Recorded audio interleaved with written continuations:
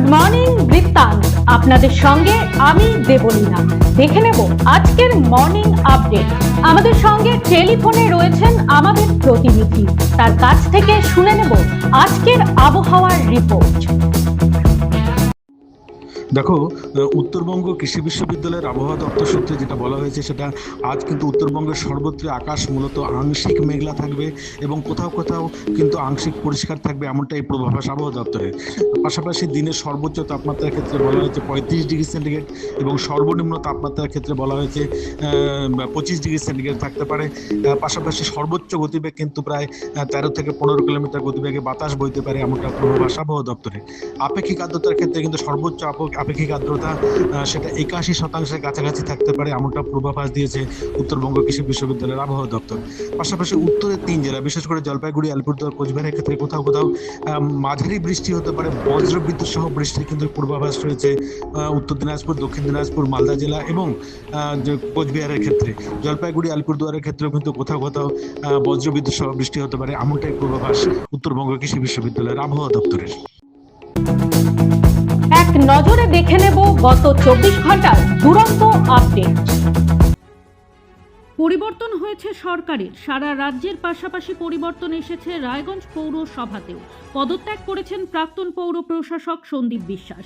নতুন দায়িত্বে মহকুমা শাসক তন্ময় বন্দ্যোপাধ্যায়। তবে পালা বদল ঘটলেও রায়গঞ্জবাসীর জঞ্জাল যন্ত্রণা কমার নেই। সারা শহর মুখ ঢেকেছে জঞ্জালে। শহরের স্থানে স্থানে চোখে পড়ছে জঞ্জালের স্তূপ। গোদের ওপর বিষ ফোঁড়ার মতো বকেয়া বেতনের দাবিতে কর্মবিরতির ডাক দিয়েছে সাফাই কর্মীরা। কাজেই সমস্যা আরও জটিল আকার ধারণ করেছে। কবে পরিষ্কার হবে শহর জানে না কেউ। দুর্গন্ধে অতিষ্ঠ সাধারণ মানুষ পৌর প্রশাসন তথা জনপ্রতিনিধিদের কাছে আবেদন জানাচ্ছে সমস্যা সমাধানে উদ্যোগ গ্রহণ করার। তবে সাফাই কর্মীদের বেতনের দাবিকেও সমর্থন করছেন সকলে। সমস্যার কথা স্বীকার করে দ্রুত সমাধানের ব্যাপারে জানালেন রায়গঞ্জের বিধায়ক কৌশিক চৌধুরী। তার কথায় রায়গঞ্জ পৌরসভার রন্ধ্রে রন্ধ্রে দুর্নীতি বসে গিয়েছে। বেতন সংক্রান্ত সমস্যাও জটিল আকার ধারণ করেছে। তাই ঊর্ধ্বতন কর্তৃপক্ষের দৃষ্টি আকর্ষণ করে যত দ্রুত সম্ভব রায়গঞ্জবাসীকে পরিচ্ছন্ন শহর ফিরিয়ে দেওয়া যায় তাতে তিনি সচেষ্ট হবেন বলে জানালেন। খুশির খবর রায়গঞ্জ বিশ্ববিদ্যালয়। আগামী শিক্ষাবর্ষ থেকে রায়গঞ্জ বিশ্ববিদ্যালয় চালু হতে চলেছে এলএলবি কোর্স। অর্থাৎ রায়গঞ্জ বিশ্ববিদ্যালয় থেকেই এখন আইন বিভাগের স্নাতক হতে পারবেন ছাত্রছাত্রীরা। বৃহস্পতিবার সাংবাদিক বৈঠক করে একথা জানান উপাচার্য অর্ণব সেন। তিনি জানান, ইতিমধ্যেই উচ্চশিক্ষা দপ্তরের ছাড়পত্র এলে আগামী শিক্ষাবর্ষ থেকেই এই কোর্স চালু হবে। সেই মোতাবেক বার কাউন্সিলের সদস্যরা বিশ্ববিদ্যালয় পরিদর্শনে আসবেন বলে জানিয়েছেন উপাচার্য। একই সঙ্গে বিগত 1.5 বছরের উন্নয়ন খাতের বকেয়া প্রায় 25 লক্ষ টাকা রাজ্য সরকারের কাছ থেকে পেল রায়গঞ্জ বিশ্ববিদ্যালয়। এই টাকায় বিশ্ববিদ্যালয়ের একাধিক উন্নয়নমুখী এবং সংস্কারমূলক কাজ করা হবে বলে জানান উপাচার্য অর্ণব সেন। তিনি আরও জানান, আগামী 20 জুন পশ্চিমবঙ্গ দিবস পালন করবে রায়গঞ্জ বিশ্ববিদ্যালয়। সরকারি প্রকল্প পাইয়ে দেওয়ার নামে টাকা নেওয়ার অভিযোগ। প্রাক্তন কাউন্সিলর পুষ্পা মজুমদারের বাড়ির সামনে বিক্ষোভে উত্তাল 7 নম্বর ওয়ার্ড। রায়গঞ্জ শহরে ফের প্রকাশ্যে এলো জন অসন্তোষের বিস্ফোরণ। দীর্ঘদিন ধরে সরকারি আবাসন, শৌচাগার ও অন্যান্য সরকারি প্রকল্প পাইয়ে দেওয়ার প্রতিশ্রুতি দিয়ে সাধারণ মানুষের কাছ থেকে হাজার হাজার টাকা নেওয়ার অভিযোগ উঠেছে রায়গঞ্জ পৌরসভার 7 নম্বর ওয়ার্ডে প্রাক্তন কাউন্সিলর পুষ্পা মজুমদারের বিরুদ্ধে। স্থানীয় বাসিন্দাদের অভিযোগ, কাউন্সিলর থাকাকালীন বিভিন্ন সরকারি সুবিধা পাইয়ে দেওয়ার আশ্বাস দিয়ে কারো কাছ থেকে 10,000, কারো কাছ থেকে 20,000, আবার কারো কাছ থেকে 30 থেকে 40,000 টাকা পর্যন্ত নেওয়া হয়। কিন্তু বছরের পর বছর কেটে গেলেও সেই প্রতিশ্রুত ঘর বা সরকারি সুবিধা বাস্তবে মেলেনি। এই অভিযোগকে সামনে এনে এলাকার বাসিন্দা উষা চৌহান সহ একাধিক ব্যক্তি সরব হন। তাদের দাবি, বহুবার দরবার করেও কোনো সুরাহা না হওয়ায় ক্ষোভ চরমে পৌঁছেছে। সেই ক্ষোভ থেকে বুধবার প্রাক্তন কাউন্সিলরের বাড়ির সামনে বিক্ষোভে ফেটে পড়েন স্থানীয়রা। বিক্ষোভ চলাকালীন ডিম ও কাদা ছোড়ার ঘটনাও ঘটে বলে অভিযোগ। স্থানীয়দের একাংশের প্রশ্ন, দীর্ঘদিন ধরে পৌরসভার শীর্ষ পদে থাকা তৎকালীন পৌরপতি সন্দীপ বিশ্বাস ও উপপৌরপতি অরিন্দম সরকার কি এই ধরনের অভিযোগ সম্পর্কে অবগত ছিলেন না? যদি এত অভিযোগ ছিল তবে কেন কোনো তদন্ত বা পদক্ষেপ নেওয়া হয়নি? যদিও এই অভিযোগগুলির কোনো সরকারি প্রমাণ এখনো সামনে আসেনি। নাবালিকাকে জোরপূর্বক বিয়ে দেওয়ার পর তার উপর শারীরিক ও মানসিক নির্যাতনের অভিযোগ, অত্যাচারে অতিষ্ঠ হয়ে নাবালিকা বধূ নিজের মা ও স্বামীর বিরুদ্ধে হরিশ্চন্দ্রপুর থানায় লিখিত অভিযোগ দায়ের করে। অভিযোগের ভিত্তিতে পক্সো আইনে মামলা রুজু করে অভিযুক্ত যুবক ও নাবালিকার মাকে গ্রেপ্তার করেছে পুলিশ। ঘটনাটি হরিশ্চন্দ্রপুর 2 ব্লকের একটি এলাকার। স্থানীয় সূত্রে জানা গিয়েছে, প্রায় 8 মাস আগে এলাকার এক বিবাহিত যুবকের সঙ্গে 9ম শ্রেণীর এক ছাত্রীর জোরপূর্বক বিয়ে দেয় তার মা।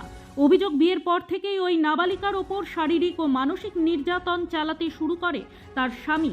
নির্যাতনের জেরে একাধিকবার সে বাবার বাড়িতে ফিরে আসে। অভিযোগ, স্বামীর বাড়ি যেতে অস্বীকার করলে নাবালিকার মা তাকে জোর করে শ্বশুরবাড়ি পাঠানোর চেষ্টা করেন। পরিস্থিতিতে অসহায় হয়ে পড়ে সোমবার রাতে হরিশ্চন্দ্রপুর থানায় লিখিত অভিযোগ দায়ের করে ওই নাবালিকা। অভিযোগ পাওয়ার পরই পুলিশ ওই রাতে অভিযুক্ত স্বামীকে গ্রেপ্তার করে। অন্যদিকে নাবালিকার মা প্রথমে এলাকা ছেড়ে পালিয়ে গেলেও মঙ্গলবার তাকে গ্রেপ্তার করা হয়। বুধবার ধৃতদের চাঁচল মহকুমা আদালতে তোলা হয়। প্রশাসনের পক্ষ থেকে বাল্য বিবাহ রোধে ধারাবাহিক প্রচার ও সচেতনতা কর্মসূচি চালানো হলেও এই ঘটনা নতুন করে উদ্বেগ বাড়িয়েছে। পুলিশ গোটা ঘটনার তদন্ত শুরু করেছে। প্রতিদিনের প্রতি মুহূর্তের খবরের আপডেট পেতে চোখ রাখুন নিউজ বৃত্তান্তের ফেসবুক পেজে। সাবস্ক্রাইব করুন নিউজ বৃত্তান্ত ইউটিউব চ্যানেলকে।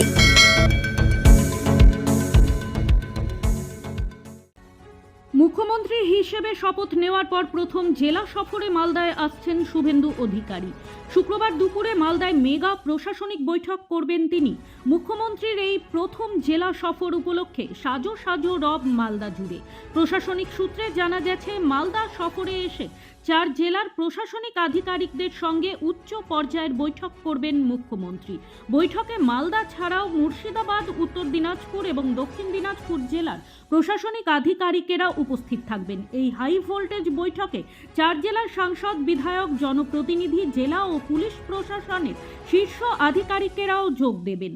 মুখ্যমন্ত্রী হওয়ার পর শনিবার ডায়মন্ড হারবার দিয়ে জেলা সফর শুরু করেছিলেন শুভেন্দু অধিকারী। এবার মালদা সফরে 4 জেলার উন্নয়ন ও আইন শৃঙ্খলা পরিস্থিতি নিয়ে গুরুত্বপূর্ণ ঘোষণা করতে পারেন তিনি। এবার উত্তরবঙ্গের কলেজেও মিলল মদের বোতল ও মহিলাদের পোশাক। কাঠগড়ায় তৃণমূল ছাত্র পরিষদ। জলপাইগুড়ির ঐতিহ্যবাহী আনন্দচন্দ্র কলেজের ছাত্র সংসদের ঘর থেকে উদ্ধার হলো থরে থরে সাজানো বিলাতি মদের বোতল, আপত্তিকর সামগ্রী এবং মহিলাদের পোশাক। এই ঘটনাকে কেন্দ্র করে চরম উত্তেজনা ছড়িয়েছে কলেজ চত্বরে। শাসক দলের ছাত্র সংগঠনের বিরুদ্ধে ইউনিয়ন রুমের আড়ালে দীর্ঘদিন ধরে অসামাজিক কার্যকলাপ চালানোর অভিযোগ উঠেছে। আনন্দচন্দ্র কলেজের বন্ধ থাকা স্টুডেন্ট ইউনিয়ন রুমের তালা ভাঙেন অখিল ভারতীয় বিদ্যার্থী পরিষদের সদস্যরা। দরজা খুলতেই ভেতরে দেখা যায় চাঞ্চল্যকর দৃশ্য। রুমের ভেতর থেকে একের পর এক বিলিতি মদের খালি ও ভর্তি বোতল এবং মহিলাদের অন্তর্বাস উদ্ধার হয়। এবিভিপির দাবি, সাধারণ ছাত্রছাত্রীদের পড়াশোনার পরিবেশ নষ্ট করে তৃণমূলের ছাত্র সংগঠন এই ইউনিয়ন রুমটিকে দীর্ঘদিন ধরে অসামাজিক কাজের আখড়া বানিয়ে রেখেছিল। এই ঘটনা প্রকাশ্যে আসতেই কলেজের নিরাপত্তা এবং ছাত্র সংসদের ভূমিকা নিয়ে বড়সড় প্রশ্ন উঠছে। ক্রেতাদের নিরাপদ ও বিশুদ্ধ খাবার পরিবেশনের লক্ষ্যে রায়গঞ্জের বিধানমঞ্চে স্ট্রিট ফুড বিক্রেতাদের নিয়ে একটি সচেতনতা শিবিরের আয়োজন করল রায়গঞ্জ পৌরসভা। বৃহস্পতিবার আয়োজিত এই কর্মসূচিতে উপস্থিত ছিলেন কালিয়াগঞ্জ পৌরসভার কার্যনির্বাহী আধিকারিক মদন মণ্ডল। তিনি জানান, কেন্দ্র ও রাজ্য সরকারের উদ্যোগে স্ট্রিট ফুড বিক্রেতাদের খাদ্য নিরাপত্তা, স্বাস্থ্যবিধি মেনে খাবার প্রস্তুত ও পরিবেশনের বিষয়ে সচেতন করা হয়েছে। আধুনিক ও স্বাস্থ্যসম্মত খাদ্য পরিবেশনের নানা দিক নিয়েও আলোচনা করা হয় শিবিরে। গুড মর্নিং বৃত্তান্ত আজ এই পর্যন্তই। ঘরে বাইরে খবরে থাকুন, চোখ রাখুন নিউজ বৃত্তান্তে। নিউজ বৃত্তান্ত, হলুদ নয়, স্বচ্ছ।